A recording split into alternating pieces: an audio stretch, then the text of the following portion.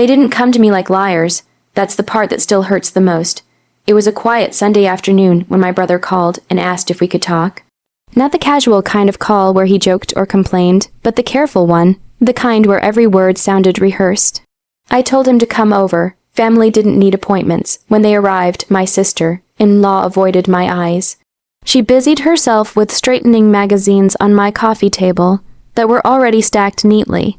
My brother sat down slowly, like the chair might collapse under the weight of what he was about to say.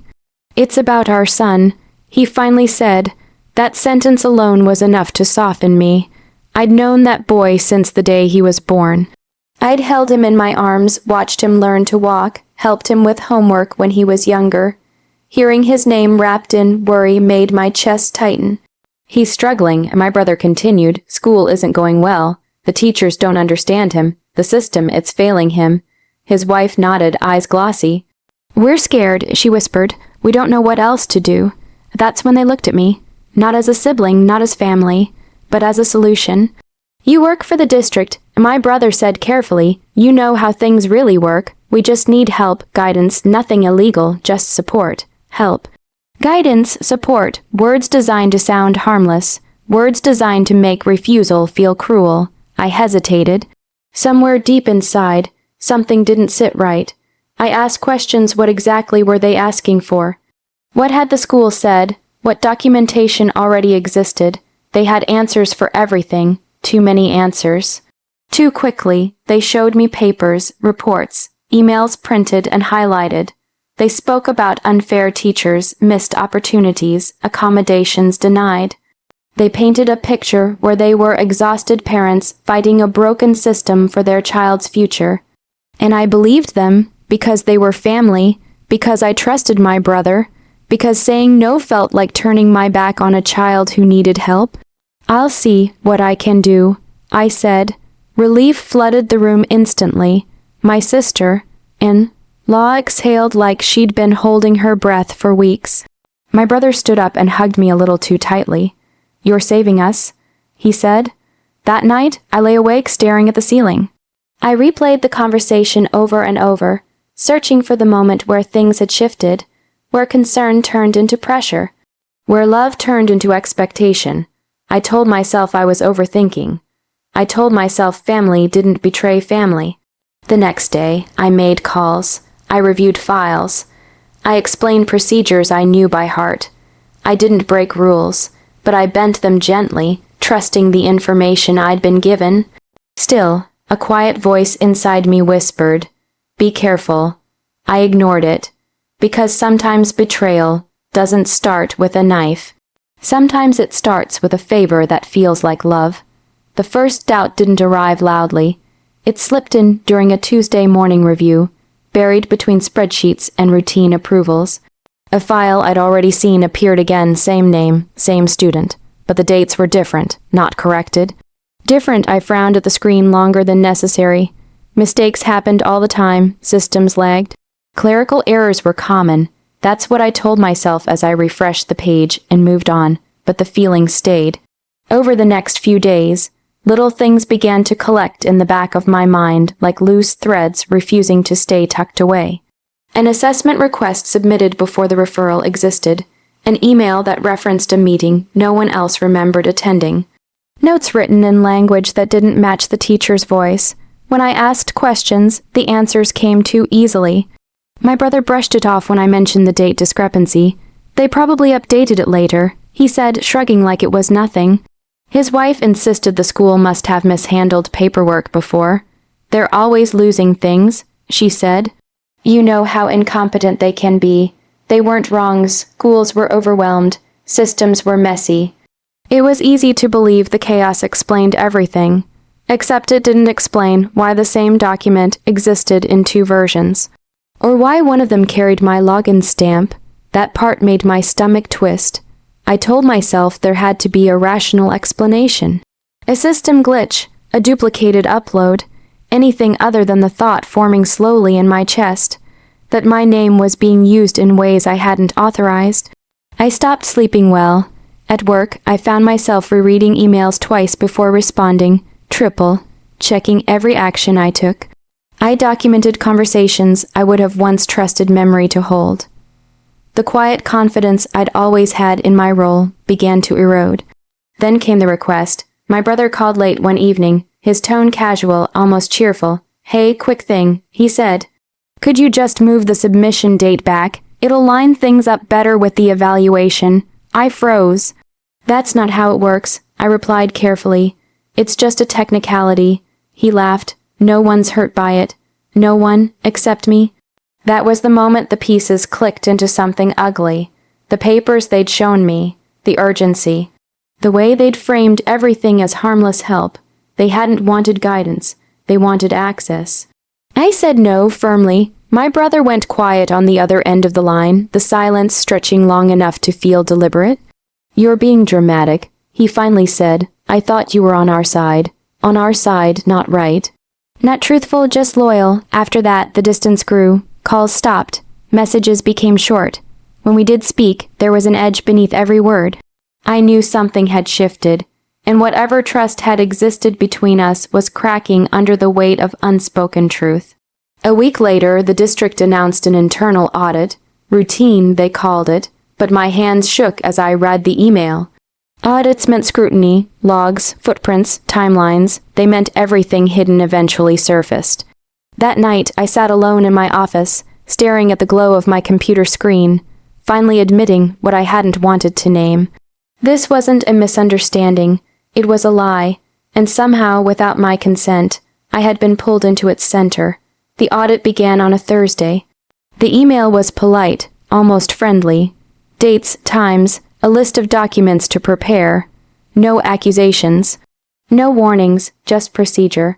That somehow made it worse. Procedures don't care about intentions, only evidence. By the time I walked into the conference room the following week, my chest felt tight. The room was larger than it needed to be, bright with overhead lights that made everything feel exposed. A small black camera sat in the corner, its red light glowing steadily. For transparency, they explained. I took my seat and folded my hands together to stop them from shaking. My brother arrived late. He walked in smiling, confident, nodding at people like this was another meeting he could charm his way through. When our eyes met, his smile flickered, but only for a second, then it was gone, replaced by practiced calm. The auditors began with timelines, dates, submissions, access logs. My name appeared on the screen more than once, each time tightening the knot in my stomach. I wanted to speak, to explain, but this wasn't the moment. "Odd.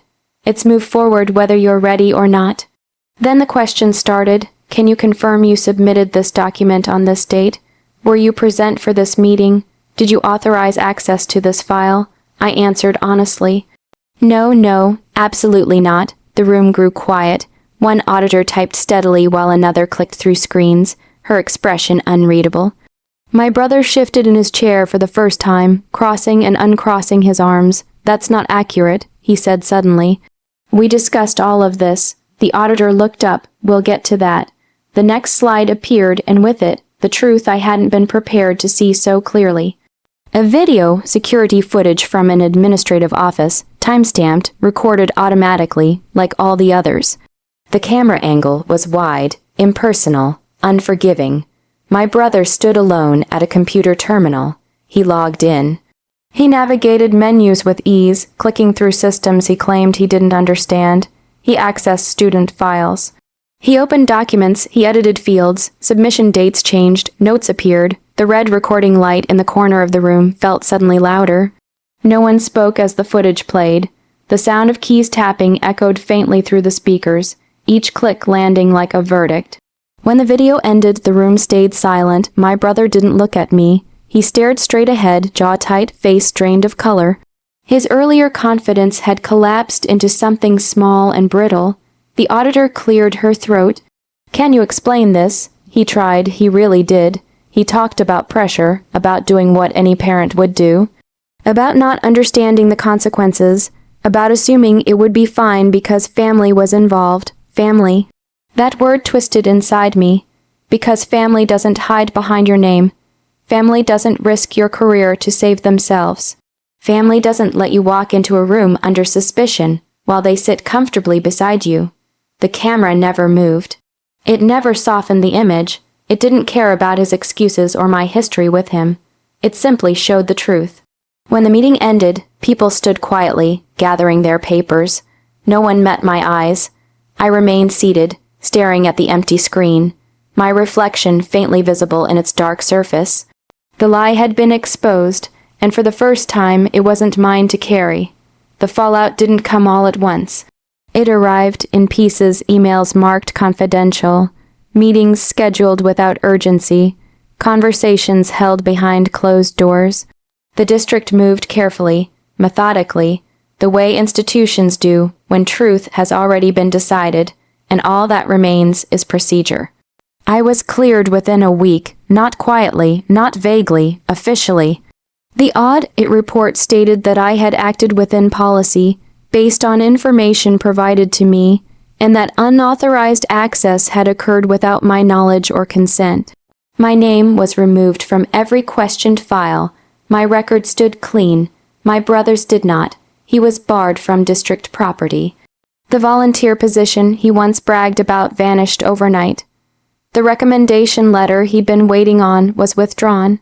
People stopped returning his calls not out of cruelty, but out of certainty.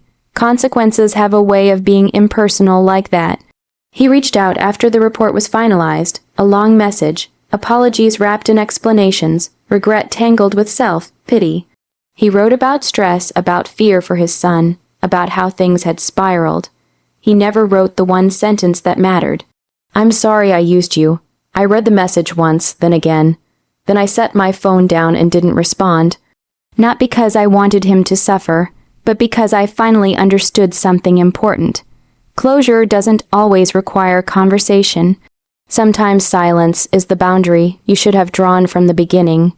People at work treated me differently after that. Softer, kinder. A few quietly admitted they'd suspected something was wrong, but hadn't known how to say it. Trust, once shaken, returned slowly. But it did return, and with it came something I hadn't expected. Peace. I stopped replaying conversations in my head. I stopped questioning my instincts. I stopped apologizing for doing my job with integrity. The weight I'd been carrying for months lifted, replaced by a calm I hadn't felt in years. The revenge wasn't dramatic. I didn't expose him online. I didn't tell extended family what happened. I didn't correct the rumors when they started to circulate, because the truth didn't need my voice anymore. It had documents, footage, signatures. It had a camera that didn't blink. What hurt him most wasn't my anger. It was my absence. The fact that I didn't chase him for reconciliation, that I didn't beg him to explain himself, that I walked forward without dragging his name behind me. That was the sweetness in it, not bitterness, not triumph, freedom. I still think about his son sometimes. I hope he gets the support he needs, honestly this time. I hope he grows up learning that shortcuts taken in love still leave scars. As for my brother, I wish him clarity. Distance has softened my anger, but it hasn't erased my memory. Forgiveness, if it ever comes, will be quiet and earned. The camera caught his lie, but the real victory wasn't the exposure. It was standing in the aftermath, knowing I hadn't betrayed myself to save someone else. And that, I've learned, is the kind of revenge that lasts.